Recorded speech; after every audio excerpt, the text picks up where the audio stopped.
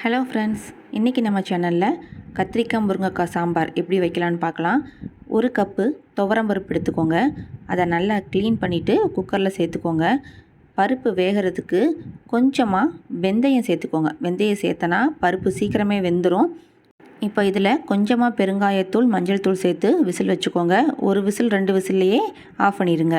எப்பயுமே சாம்பார் செய்கிறதுக்கு சின்ன வெங்காயம் யூஸ் பண்ணிங்கன்னா சாம்பார் நல்லா டேஸ்ட்டாக வரும்.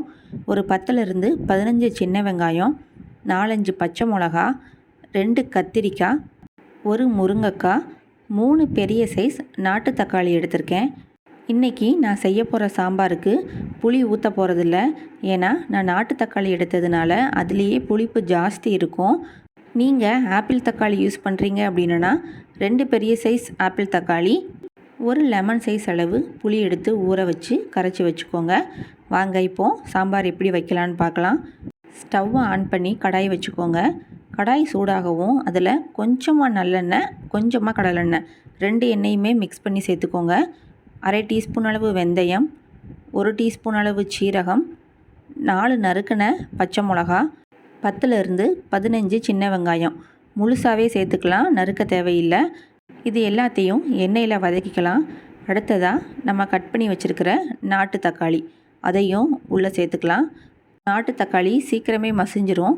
இப்போது நம்ம நறுக்கி வச்சுருக்கிற முருங்கைக்காய், கத்திரிக்காய் எல்லாத்தையுமே உள்ளே சேர்த்து மிக்ஸ் பண்ணி விட்டுக்கோங்க. அதுக்கு தேவையான அளவு உப்பு, 1/2 டீஸ்பூன் அளவு மஞ்சள் தூள் சேர்த்துக்கோங்க.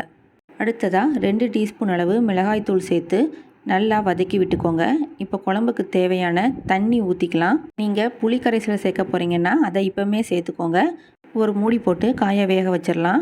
அடுத்ததாக நம்ம வேக வச்ச துவரம்பருப்பை உள்ளே சேர்க்க போகிறோம். ஒரு 10 நிமிஷத்துலேயே காய் நல்லா வெந்துடும். மூடியை ஓப்பன் பண்ணி பாருங்கள். கத்திரிக்காய், முருங்கைக்காய் எல்லாம் நல்லா வெந்திருக்கு. இந்த ஸ்டேஜில் நம்ம வேக வச்ச பருப்பை உள்ளே சேர்த்துக்கலாம்.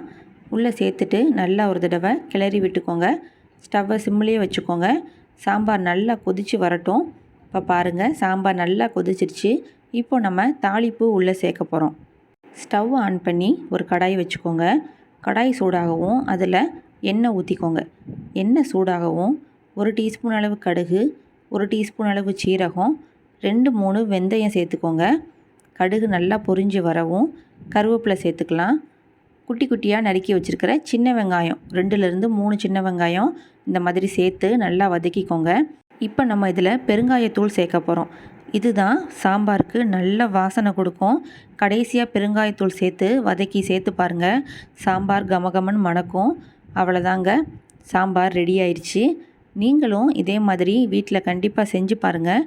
செஞ்சு பார்த்துட்டு எப்படி இருந்துச்சுன்னு கமெண்ட் பாக்ஸில் கமெண்ட் பண்ணுங்கள். மறக்காமல் நம்ம சேனலையும் சப்ஸ்கிரைப் பண்ணிடுங்க. Thank you.